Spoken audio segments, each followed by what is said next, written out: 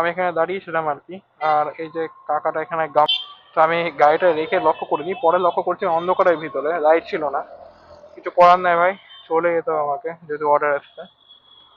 তো উনি আমার দিকে তাকালেন একবার, আমি বললাম কি আমি তাকাচ্ছে, পরে বুঝতে পারলাম যে অন্ধকারের মধ্যে উনি বসে আছেন। ভাই মানুষ, তোমরা ভাবো যে আমি অনেক প্রবলেমে আছি বা এরকম ব্যাপার, না ভাই, তোমাদের থেকে অনেক প্রবলেমে অনেকে আছে, অনেকে অনেক তোমাদের থেকে বড় বড় প্রবলেমে আছে, বাট সার্ভাইভ করার জন্য অনেক চেষ্টা করছে। তো ওটাই কথা, নিজের প্রবলেমটাকে সবসময় বড় বলেই মনে হয়। যেরকমই পরিস্থিতিতে থাকো না কেন, সেটাকে মানে পার করার চেষ্টা করো আর কি। হয়ে যাবে একসময় না একসময়, সবকিছু ঠিক হয়ে যাবে, সবকিছু নর্মাল হয়ে যাবে। আমার এক্সপিরিয়েন্স থেকে বলছি, নর্মাল হয়ে যাবে সবকিছু। কষ্ট হবে প্রথম দিকে, কিন্তু দেখবে আস্তে আস্তে করতে করতে না মাথা থেকে চাপ নামতে শুরু করবে, সমস্ত কিছু ঠিক হবে, আবার একটা লাইফস্টাইল লিড করতে শুরু করবে, দেন এক টাইম গিয়ে আবার ওটা মানে স্টেবল হয়ে যাবে।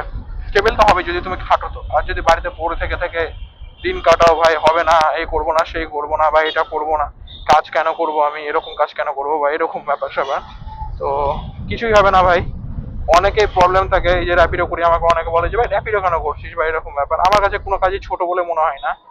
আহ, এটাই আর কি, আমি পার্ট টাইমে করি ভাই, বাড়িতে ফাঁকা বসে থাকার থেকে, মানে ফাঁকা মাথায় কোনো কিছু, ফাঁকা মাথায় বসে থাকার থেকে ওই সব মানে চিন্তা ভাবনা, আলতু ফালতু চিন্তা ভাবনা করার থেকে তো আমার ভাই এটাতেই ভালো লাগে, যেহেতু লোকের সঙ্গে মিশি, কথা বলি, টাইমও কেটে যায়, প্লাস পয়সাও ইনকাম হয়ে যায় আর কি। তো এটাই আর কি, এক পায়ে এগাও, দেখবা আরেক পায়ের রাস্তা আপনা আপনি বেরিয়ে যাবে। Oh আস্তে আস্তে no! আস্তে, কোথায় ঢুকাচ্ছ তুমি? ওপরওয়ালার উপরে ভরসা করে একটা ফেলে দেখো না, দেখবা আরেক পায়ের রাস্তা ঠিক বেরিয়ে যাবে।